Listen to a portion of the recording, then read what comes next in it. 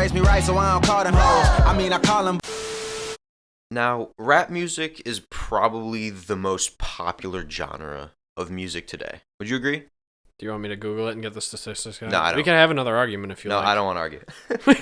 Welcome back to the podcast, everybody. Now, today, we're here. We're going to be talking about one specific rapper, but before we get into him, I do want to just talk about maybe a little bit of the general consensus around rap. I'd say rap and hip-hop is probably the most popular genre of music today. Along with pop, I would say those are definitely the top two, but I would argue that rap and hip-hop have much more influence on culture than pop music does. I won't agree 100% because I think it depends on where you look and what demographics you're looking at. Oh, yeah, obviously. I'm talking more in a general sense, especially among the younger generation of people. With the people in our generation, I'd say hip-hop is definitely the most popular it's ever been. Yeah, definitely. And it definitely carries an influence over, the people that listen to it. From a young age, I was influenced by hip-hop and rap just because I just always thought it was very good music. It was entertaining to listen to. Yeah, this isn't to say that other genres are not influential or have no impact, but, 30 years ago, hip-hop and rap were still big, but not to the level they are now. Yeah, they were. 1993, The Chronic released, and that's basically what dropped hip-hop into the mainstream. No, I know, but and in dropping into the mainstream... 1989, Straight Outta Compton happened, and that was the biggest thing to ever happen in rap. But you're right in terms of rap history, but in terms of it being more popular, it's objectively more popular today than it was 30 years ago. Yeah, I suppose so.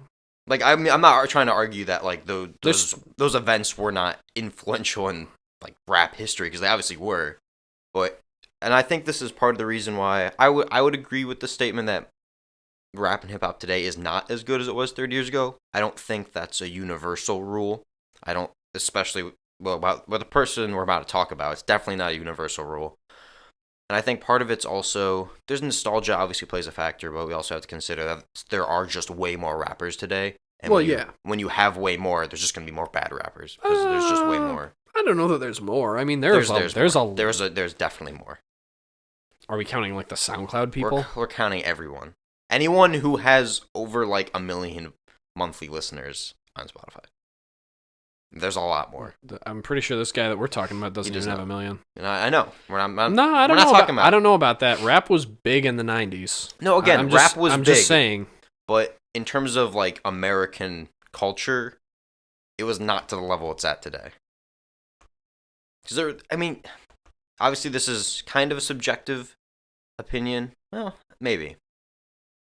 I don't know. I think it's way bigger. The early 1990s hip-hop rap genre was the most prevalent on the Billboard Top 100. Was it really? Exploded to become by far the most common genre of music on the Billboard Top 100. Oh, it definitely is the most common today. Yeah. For 2 decades. Even most pop music today, most of the, not most, but a good chunk of the songs will have a rap feature on it. I would say that the early 2000s is where was where this trend obviously began. Especially if we look 40 or 50 years ago, rock was definitely the most prevalent. Oh yeah, in American culture, and this has obviously shifted. Yeah, well, if you want to get into the kind of rock rap crossovers that happened, that's really what brought it into the mainstream. It was stuff like Run DMC, and they did a cover of "Walk This Way" by Aerosmith. That combined with the early 2000s with Eminem, he definitely isn't the best rapper of all time, but his influence on pop culture as a whole was probably the biggest. The best white rapper. Go check out here's a plug. True. Go check out our white rappers too. Check out the only rappers we're allowed to rank. I'm glad you caught that. That was the one that I was throwing that one out there for. Well, the guy we're about to talk to is triple S tier. He's definitely above. If he was on, he's definitely above everybody on our list. I would never even considering if he was in comparison to where all the white rappers were on our tier list. He is triple, quadruple, million S above all of them. Well, he definitely doesn't. Not even close. He definitely doesn't qualify for our tier list. I'll say that much. Definitely not. But I didn't want to throw out a Public Enemy He Got Game as well as a crossover with some rock. That's true. That's a good one. That's another good example of that. That's not really a. In my eyes, at least a huge popular one though. It's not, but I think it's a good example of the trend. No, it's really good. I think that may be the best example of it. It might be. I mean, because they got Steven Stills to Yeah. be on that. Yeah, song. that's the thing. Well, I mean, I don't know. Well, Run DMC actually got Aerosmith to do the chorus on Walk This Way. Yeah, They like in the music video, Aerosmith's in it. I think they're also the other trend that we should note is that late 90s, early 2000s, there's a lot more rap groups. It's not really the case anymore. It's mostly solo artists. No. And then they'll do what big rap groups are there today? No, I'm saying no. There's no rap groups. Oh now. yeah. I can't name one. Exactly. It's they'll do collabs. I It's suppose. not like like D12, NWA. They just don't exist anymore. Yeah, I don't know that they even really make that much music, but I mean, you've got stuff like Earth Gang and like why can't I think of their name? I've listened to them too. It'll come to me. Suicide Boys is a group technically. You know, people were mad they didn't make the white rappers tier list. Apparently, another plug. Go watch it if you don't want to see the Suicide Boys on there, because apparently that was a topic of contest on there. Like, anyway, I'm thinking we should probably get into our we can use this pivot. So get into the man. Do you think that rap today is as good as it was 20, 30 years ago? Use that as a tool. No? Okay. No. You're asking like the most hardcore like 90s hip hop fan of all time though. That's true, mate. You are a little biased. Which is good though, because I think it gives a little bit of extra merit to this rapper we're going to talk about today. That's true, because I listen to a decent amount of rap, but I wouldn't call it necessarily my favorite genre of music. It is one of them. It's one of my favorite genres of music, but I listen to I know you do too, but I listen to a wide range of music. And honestly, this guy has made me fall in love with the medium in a way I didn't think I could.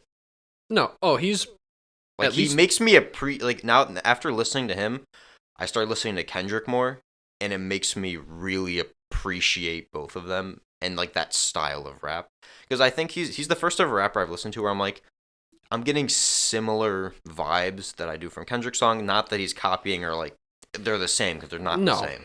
But he's the first one where I'm like, I'm getting hints. You know what I mean? Like, I'm getting hints of like some similar stuff I saw in Kendrick music to this guy. Well, and a lot of the music that Kendrick Lamar produces, and can I name drop him now?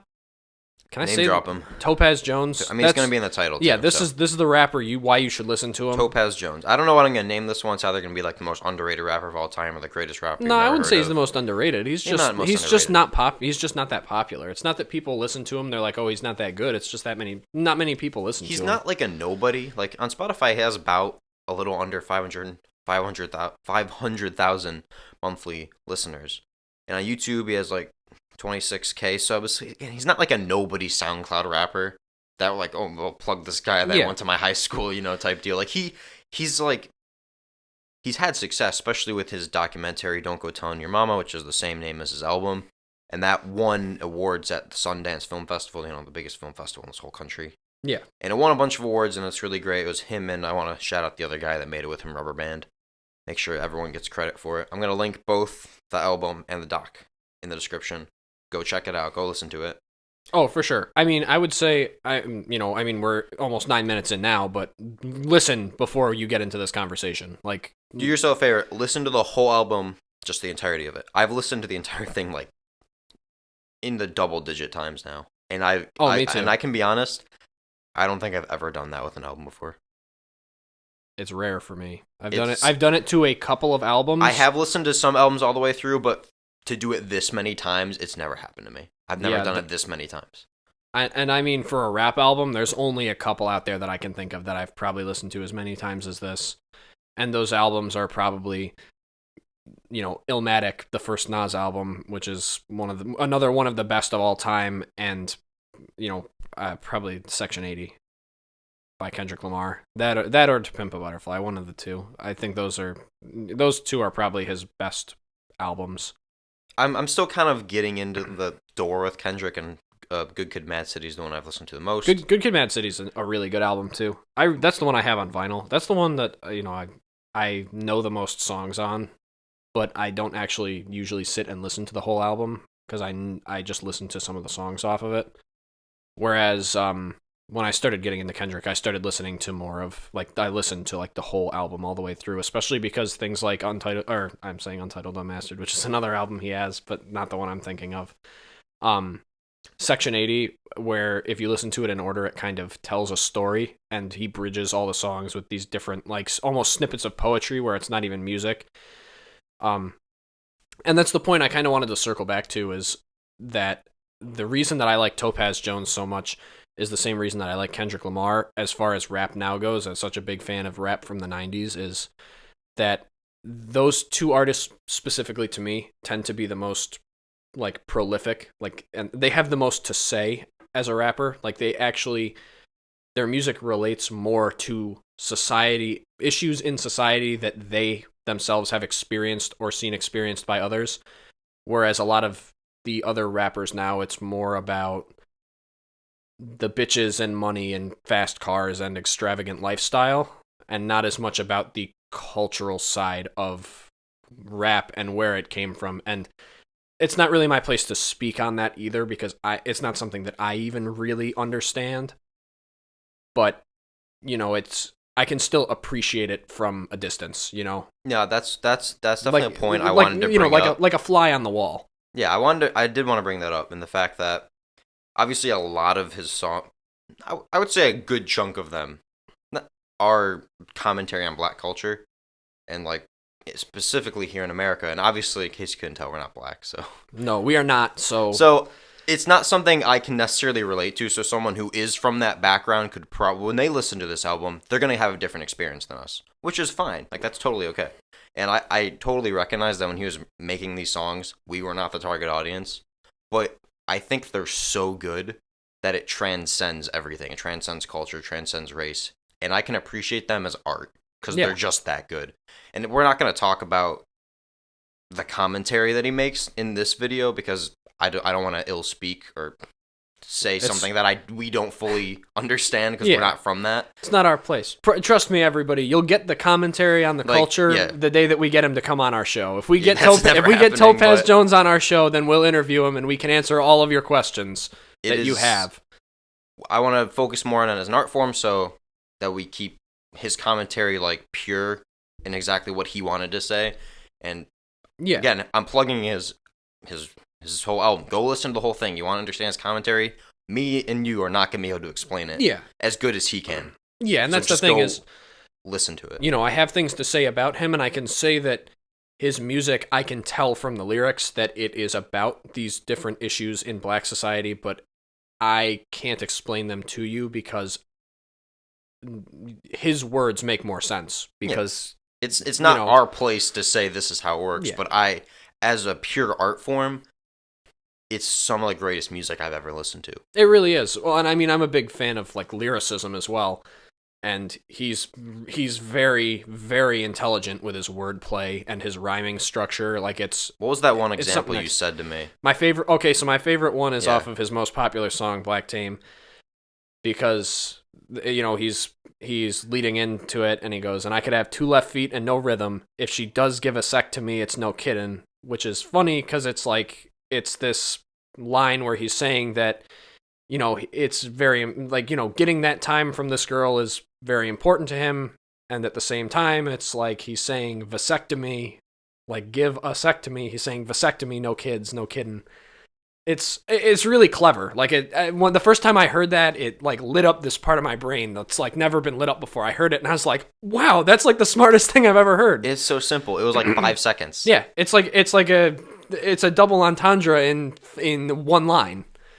Honestly, it feels like every single like line in every song, there was like thought put behind it. It wasn't just random. There's definitely thought and intent behind every word that he says. I mean, even the end of that song, Black Tame, it's a poem. I mean, the beat basically disappears for the end after the last chorus, and he raps for like a minute or so straight, you know, to a very simple beat that's not the rest of the song, and it's you have to listen to it. I can't describe it to you.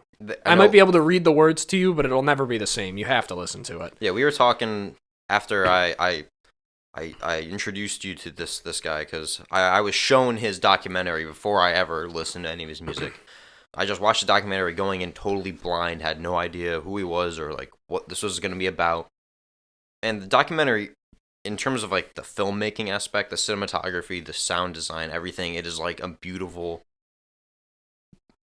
a stunning like visual accompaniment to this album. And there's a bunch of interviews interlaid that are more like commentary based.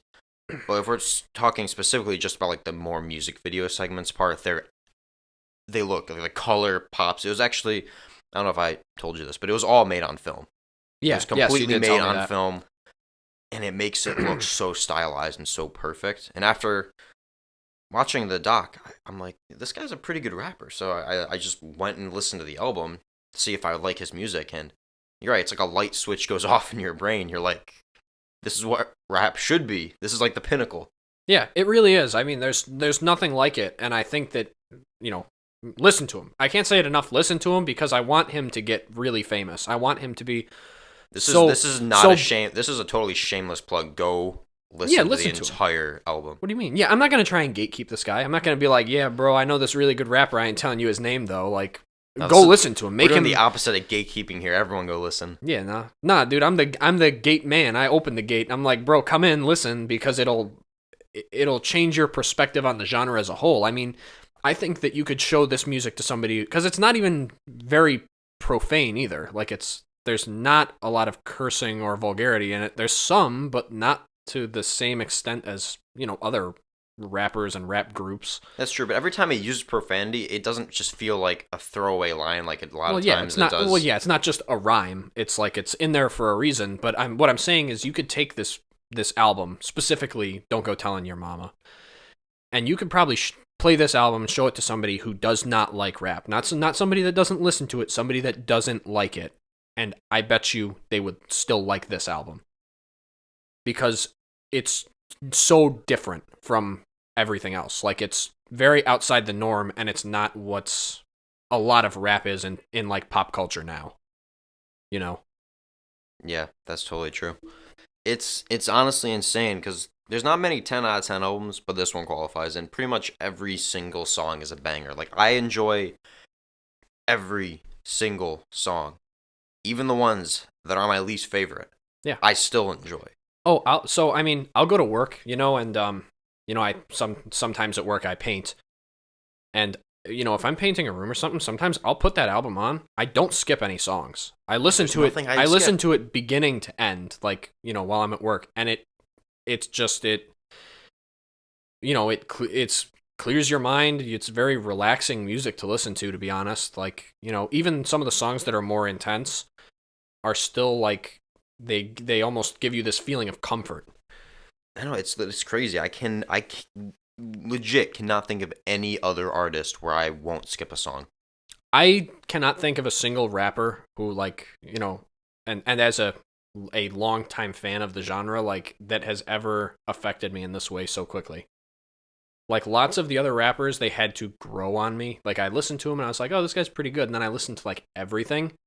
This dude has got, 2 albums out, maybe? He's got an EP and an album, and then a few singles out there, a few features. I mean, Don't Go Tell Your Mama is his, like, main thing. Yeah. I know he just recently released Broke, which was a single. I don't know if he has any other full albums. Yeah, he does. No, he does. In 2016, he released Arcade, which was a full album. But that's the only other one. Yeah. So he's had 2 albums. Yeah, there's been 2 albums and a handful of singles too. Yeah. So in terms of like quantity, he doesn't have as many songs as like other artists do. But he's also, I don't know exactly how long he's been doing this, but well, he seems. I mean, 2016. That's fairly new, you know. Yeah, that's for your first. That's his first album ever. Like, you know, a lot of rappers, they got to make a few albums before they get big. He came onto the scene in 2013. Yeah. So it's been 10 years. 10 years. All right. So he started out when he was 20. Yeah. Which makes sense. Yeah. Now he's 30, and he released his masterpiece from 2021. That's when the album came out. It really is a masterpiece. I mean, it's like the Mona Lisa of music. It's insane. Like, I don't think it's just specifically the quality of like any single song off the album. It's the overall quality of the whole album. Beginning to end, there are no songs that are like boring or not entertaining, and the lyrics and the beats and stuff also have enough variety that they all feel different. And it's not oversaturated either. It's not an album with, 25 songs on it. It's got what, 11, 12? If that. Do you know off the top of your head? I do not know exactly. Yeah, let's do a quick count. There is 13. 13 songs. Pretty close. So it's not like an oversaturated album. There's not all these songs that, there's filler. There's stuff that you don't want to listen to. There's stuff that you skip. It's like the perfect length. I think the album's a little over an hour. Or like exactly an hour. It is, and it's perfect. It's a really nice short listen, and all of the songs will keep you entertained. It's crazy. AJ, this isn't really even a podcast episode. We're just doing an ad. This is like an ad read. Yeah, this is just a big ad. We should probably send him the bill. Does he have a P.O. box? You owe us this for the ad. I'm just looking at his YouTube description right now, and I absolutely love the log. It's kind of like a log line in a film for him. It goes, Topaz Jones is a loud dispatch from a soft signal. I don't know what that means, but somehow it describes him perfectly. Yeah, it makes sense. It makes a lot of sense. It's absolutely crazy. This one says he has 2 independent LPs, The Honeymoon Suite and Arcade. I saw Arcade, but... I think The Honeymoon Suite is an EP. Yeah. It's not like a full album. I think it's like 6 songs. Doesn't look like it's on Spotify. Nope, it's not. So, go check this man out wherever you listen. Hey, and if you find this hidden album that we haven't heard of, send it to us. I want to listen to it. Yeah, I want to listen to it. It's... I know this is just a massive promotional piece for him, but it's... Yeah, it is. I can't think of how else to describe him other than, like, magic. Like, I think it's basically like he's a poet. Like, he's writing poetry in every one of his songs. And a lot of the songs also have, like, home video audio at the end of them. That's kind of references to the documentary. And they're simple, and usually the archival audio doesn't necessarily, like, relate. I mean, it does usually relate to the song that he's singing, but for some reason it just beautiful wraps up where it's like after this beautiful beat goes, and like I think like all of his like the bridges, like the melodies, is the best I've ever heard from any rapper. Yeah. Oh yeah, his melodies are very good as well. I mean, it's all good all around. It's good music. I mean, do you want to spend? Since you brought it up, can we spend a couple minutes talking about the documentary? Because you kind of we talked about it, but you only talked about it from the perspective of the music and the music video component. But I think I was kind of coming at it from more of like technically it is like from a filmmaking technical sense it is like spectacular. But it is. Well, I think not from a filmmaking technique, but from a viewing standpoint that I had. I don't have the same background as you in this thing, but I thought it encapsulated the album well because of, like you said, the home video audio at the end of some of these songs and stuff. And just the overall tone of it, like, like I said, the cultural significance of the album in combination with the music itself, having these different combinations of these silent still shots and music video components and interviews all kind of interwoven with this like alphabet theme to it. No, nobody saw my air quotes there, but that's the theme of the theme is it's the alphabet of like black culture basically, and each letter represents a different aspect of the community, and it creates like a really interesting narrative because I know it was before I saw it I was prefaced with it was like harkening back to some like old like law or they're like I think it's called the Black ABCs. I'd have to look up exactly. But it was like something that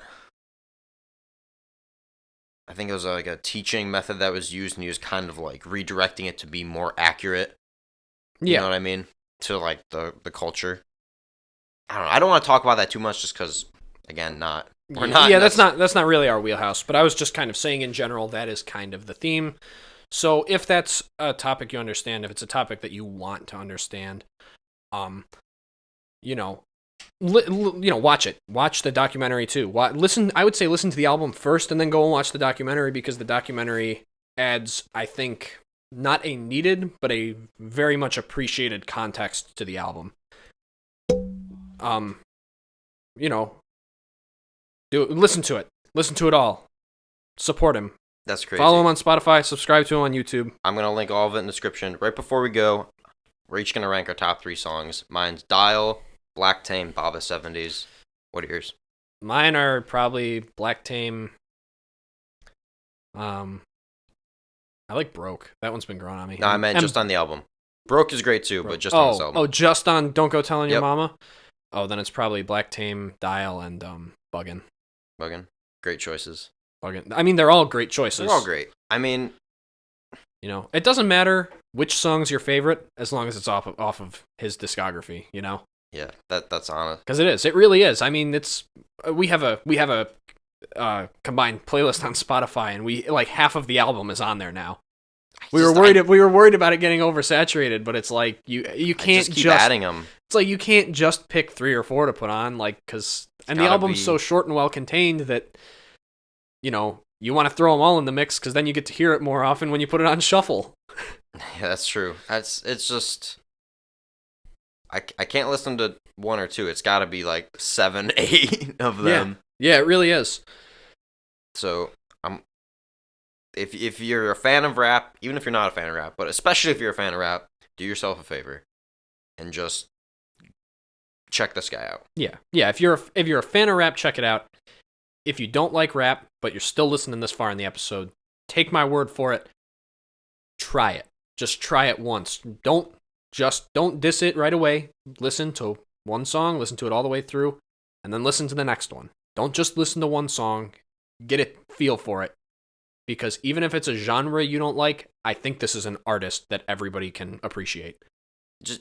Because it's not even like rap. What you said is more accurate. It's more like poetry, It almost feels like slam poetry, Not like not like you're listening to music, like someone's telling you something. You know what I mean?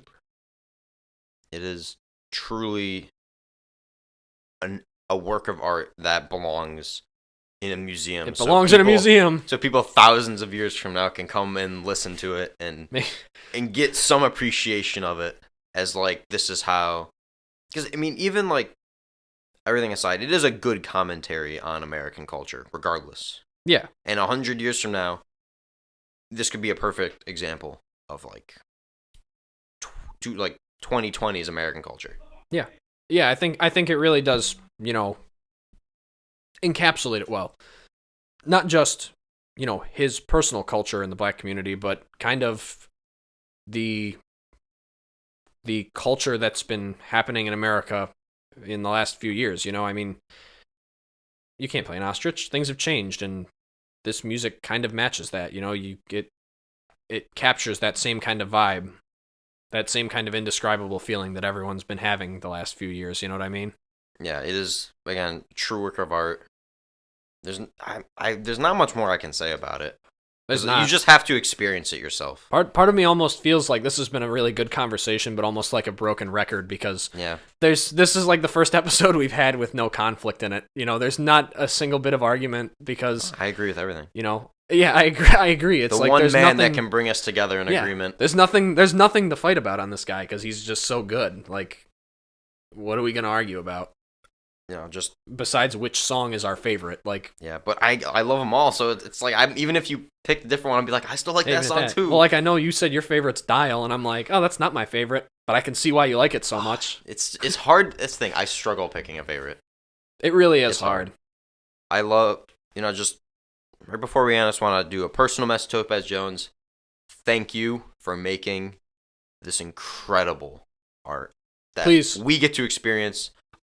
I love you. I love your art. Thank you. Thank you for the album that you produced. Please get in contact with us and come on our show. You are the only musician that I would like to interview in the whole world. It's crazy. He really is. Go support his album. Go support the documentary by him and Rubberband. That was the other director. I want to make sure he gets a proper shout out as well. Oh, yeah. It's all going to be Yeah. Support his all the socials. description And They're not that. They really don't. He doesn't have that big of a following. this is on, a more on social media. short, chill episode. I think we'll definitely talk more about rap in some future episodes. Maybe do more of like a general retrospective on how it's changed and other music genres as well. But I think this guy is so good, he deserves his own episode. No, he really did. I mean, when you floated this idea, you're like, hey, let's do an episode. I have an idea for, just a quick one. And I was like, what is it? You go Topaz Jones. I'm like, shit, he's right. It's like I didn't, not a second of thought in it. I was just like, he's right. We should do an episode on him. He deserves it. He does. And you know what?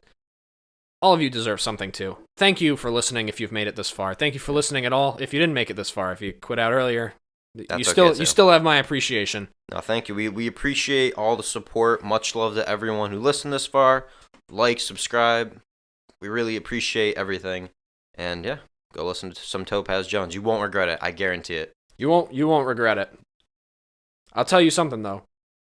This is something that you'll want to tell your mama about. The other day I saw a spider on my wall.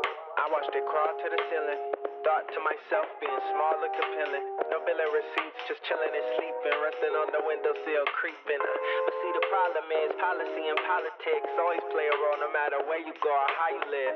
Some play the cut, some climb, others recline in summertime. None of us outside when sun is shining. Come out at night, you see what we talking about. They're spitting that finesse with flies all in their mouth. Be quiet as a mouse the moment that we hear one step. If you're not light on your feet, you might get crushed next. Lucky to make it to a day the way the murder rate was. Them people come, we getting sprayed, they might exterminate us. Wonder if hate is in their heart or is it taught? Then the daddy long leg drop game between the coughs.